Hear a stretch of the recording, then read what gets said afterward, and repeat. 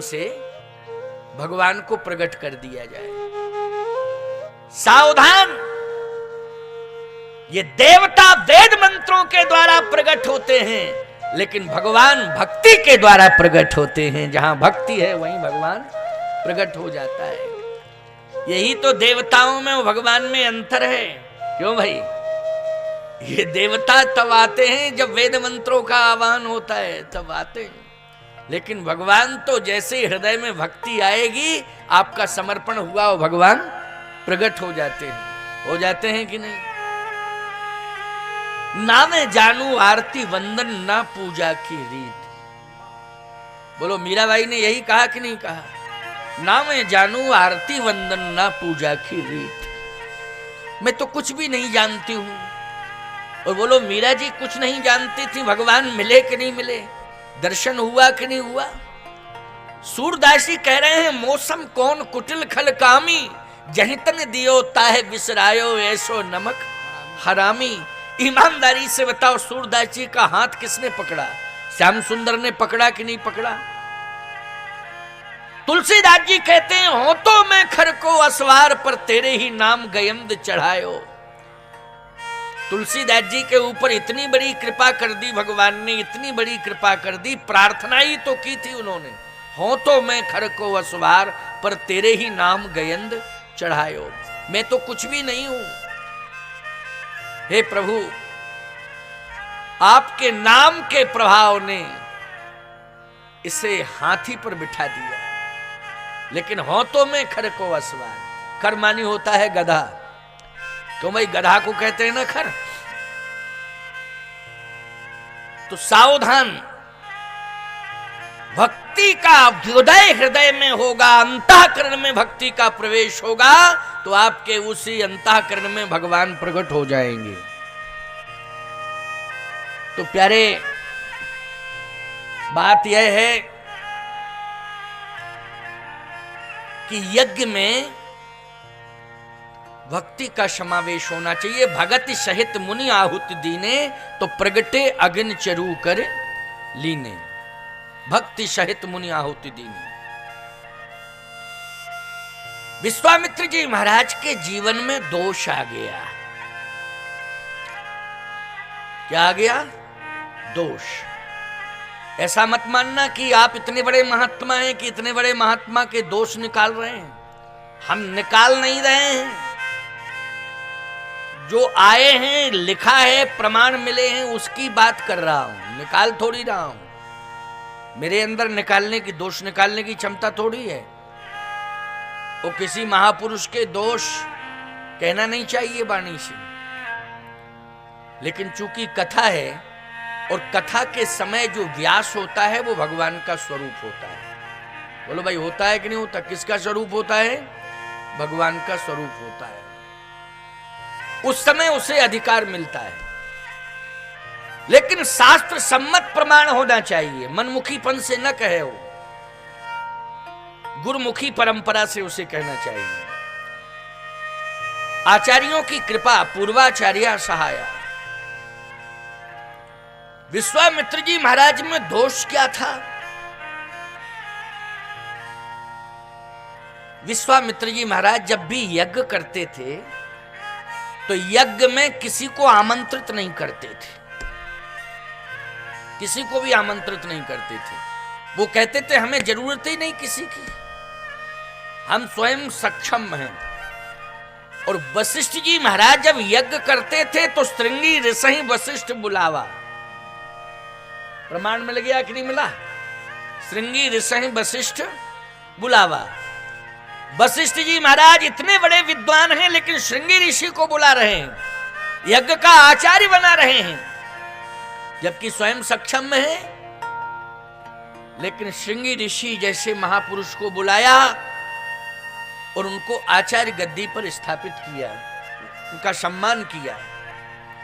इसका मतलब यह है कि जो केवल अपना सम्मान चाहे, दूसरे का सम्मान न करे, ईमानदारी से बताओ, ये सबसे बड़ा दोष है उसके जीवन में कि नहीं? ये सबसे बड़ा दोष है।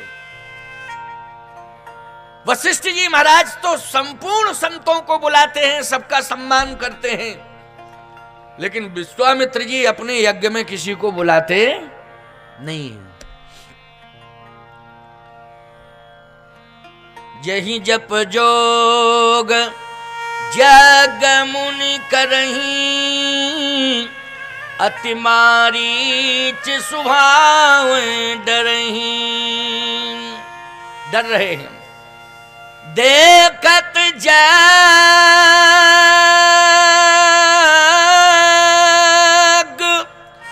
निशाचर धावे, करही उपद्रव मुनि दुख पावे। देखत जग निशाचर धावे, करही उपद्रव मुनि दुख पावे। बहुत दुखी हो रहे हैं। अच्छा, तो मारीच क्या दोष है? हाँ भाई, मारीच दोष है। प्रतीकवाद का जब वर्णन होता है रामचरितमानस में, एक प्रतीकवाद है कि कौन सा पात्र किसका प्रतीक है, इसको कहते हैं प्रतीकवाद। कौन सा पात्र किसका प्रतीक है? जैसे लक्ष्मण जी किसके प्रतीक हैं?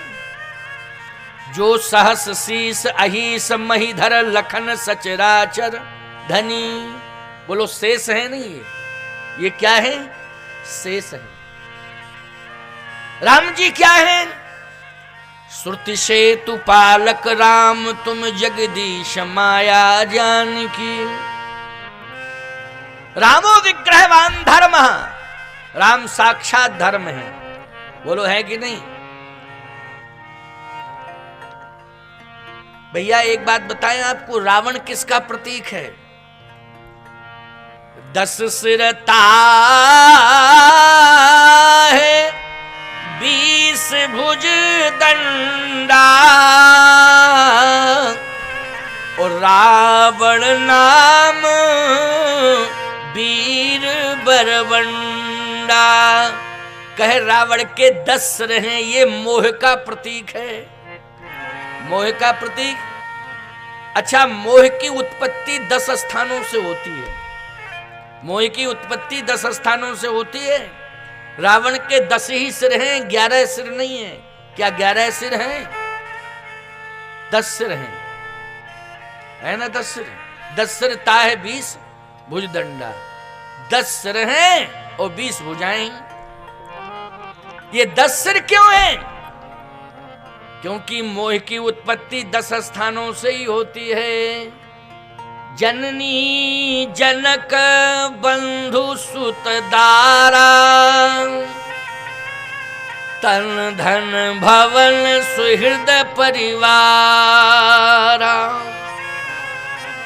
ये 10 स्थानों से मोह प्रकट होता है, मोह की उत्पत्ति होती है। रावण मोह का प्रतीक है, कुंभकर्ण अहंकार का प्रतीक है, मारीच दोष का प्रतीक है, और सुबाहु दुख का प्रतीक है, ताड़का दुराशा का प्रतीक है। यह प्रतीकवाद है मानस का। ताड़का को दुराशा कहा गया है। नाम ताड़का है, लेकिन दुराशा। दुराशा मानी दूसरे से सुख पाने की आशा। आपने रामलीला देखी होगी, तो रामलीला में जब भगवान राम जनकपुर जा रहे हैं तो रास्ते में ताड़का मिली। अच्छा बोलो भाई, रामलीला में जब आप दृश्य देखते हो तो ताड़का पहले सोई हुई रहती है कि नहीं रहती है? कैसी? सोई हुई, लेटी है, सो रही है। यही चित्र दिखाया जाता होगा पहले। हो सकता है क्षेत्र के हिसाब से सीन बदल जाते हों, अलग बात है, लेकिन हमने तो ज्यादातर देखा है कि ताड़का पहले सोती है और फिर बाद में जागती है, फिर क्रोध करके दौड़ती है। यही होता है ना। दुराशा, दूसरे से सुख पाने की आशा। याद रखना, जो प्रमादी होते हैं, आलसी होते हैं, वो दूसरे से सुख पाने की आशा रखते हैं। बोलो रखते हैं कि नहीं? जैसे प्यास लगे, अरे भैया हमें कोई पानी पिला दे, पानी पीने की आशा, पानी कोई पिला दे, लेकिन पानी खुद नहीं पी सकते। अरे कोई असमर्थता है अलग बात है कि चल नहीं सकते, हिम्मत नहीं जाने की, या पानी दिखाई नहीं दे रहा अलग बात है, पानी मांगना चाहिए तो। अथवा आप अपरिचित हैं, प्यास लगी है, तब तो आप किसी के दरवाजे पर पहुंच के पानी ही मांगेंगे, भैया प्यासा हूं पानी पिला दो, ये बात अलग है। लेकिन घर में बैठे पानी सामने रखा, कोई पिला दे, सोचो जरा। कोई मुझे भोजन खिला दे, कोई मुझे सुला दे, ओ भैया ध्यान रखना, कोई मुझे जगा दे। अपने आप नहीं जाग सकते, वो अपने आप नहीं जाग, कोई जगा दे, पानी पिला दे, भोजन खिला दे, सुला दे और जगा दे।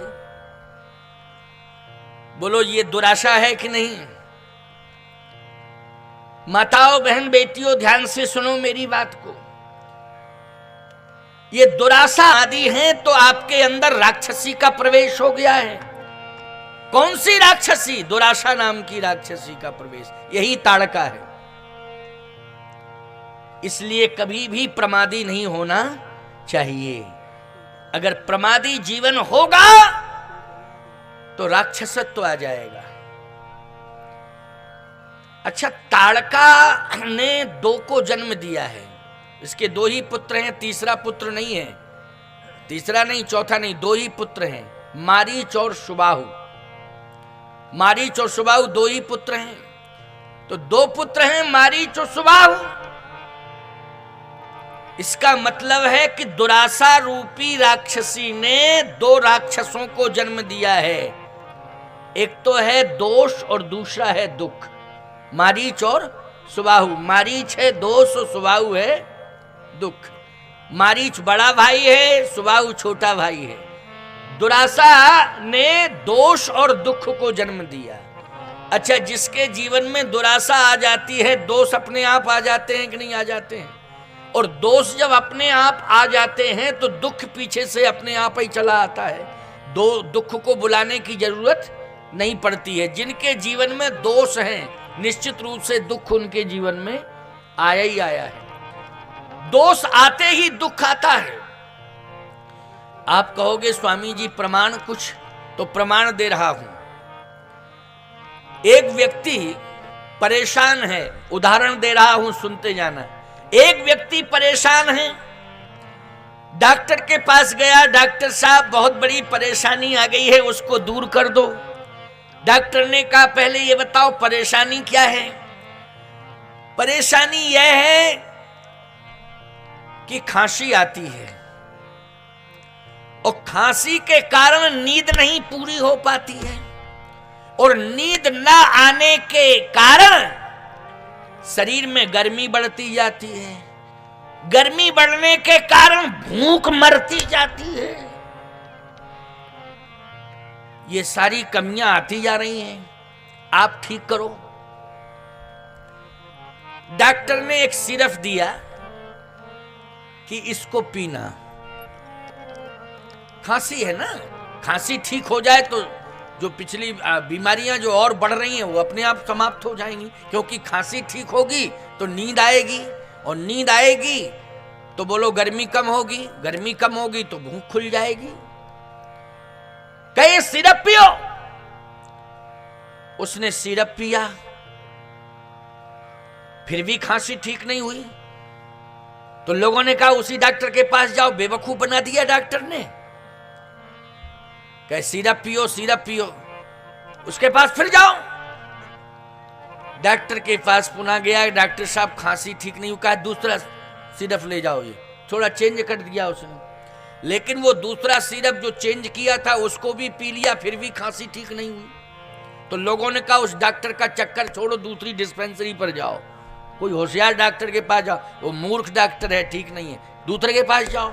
दूसरे के पास गया, तीसरे के पास गया, जितने शहर में डॉक्टर थे कोई बचे नहीं, लेकिन खांसी ठीक नहीं हुई।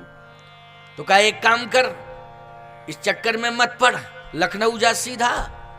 लखनऊ का कोई डॉक्टर नहीं बचा, खांसी ही ठीक नहीं हुई उसकी।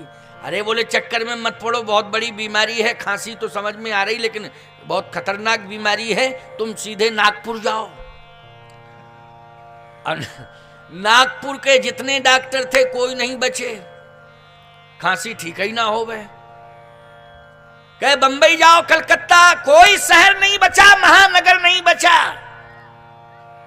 यहां तक ये कंडीशन आ गई कि जमीन जायदाद भी नहीं बची।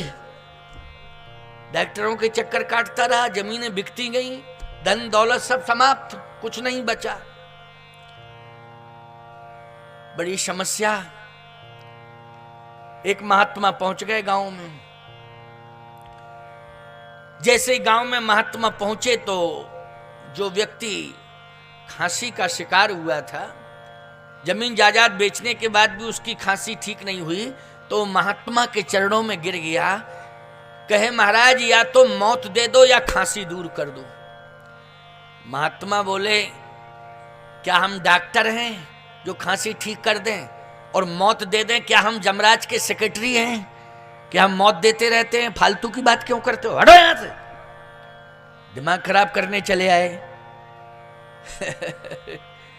क्या रे, बड़ी परेशानी। रोने लगा, कहता है कि महात्मा जी अब तो मैं मरूंगा। अच्छा बीमारी क्या है? कहे खांसी है। डॉक्टरों के पास गए, कोई डॉक्टर नहीं बचा, कोई शहर नहीं बचा। तो क्या करते हो? कहे रात को नींद नहीं आती है तो चारपाई पर बैठे रहते हैं। बैठे बैठे क्या करते हो? हनुमान चालीसा पढ़ते हो कि सुंदरकांड पढ़ते हो कि रामायण पढ़ते हो कि माला लेके भजन करते हो कि गीता पढ़ते हो? बोला कुछ नहीं करता हूं, रात भर चारपाई पे बैठा बैठा बीड़ी पीता रहता हूं। क्यों भाई, ये खांसी जिंदगी में कोई डॉक्टर समाप्त कर पाएगा? बोलो, बीड़ी पीने वाला दोष जब तक बरकरार रहेगा, खांसी रूपी कष्ट क्या समाप्त हो सकता है? जल्दी बोलो, खांसी रूपी कष्ट जाएगा? ये बीड़ी वाला दोष पहले दूर हो जाए तो खांसी वाले दुख का अंत अपने आप हो जाएगा। प्रयास नहीं करना पड़ेगा। हमारे जीवन से दोष अगर दूर हो जाए तो दुख का अंत अपने आप हो जाएगा। और प्यारे विश्वामित्र जी महाराज के जीवन में यही तो दोष था कि वो स्वयं यज्ञ कर रहे हैं लेकिन किसी को आमंत्रित नहीं कर रहे हैं, किसी भी संत का आवाहन नहीं किया उन्होंने यज्ञ में। और बोलो वशिष्ठ जी महाराज ने आवाहन किया कि नहीं किया? प्रमाण मिला। और जब संतों का सम्मान यज्ञ में हुआ तो यज्ञ से भगवान प्रकट हो गए। बोलिए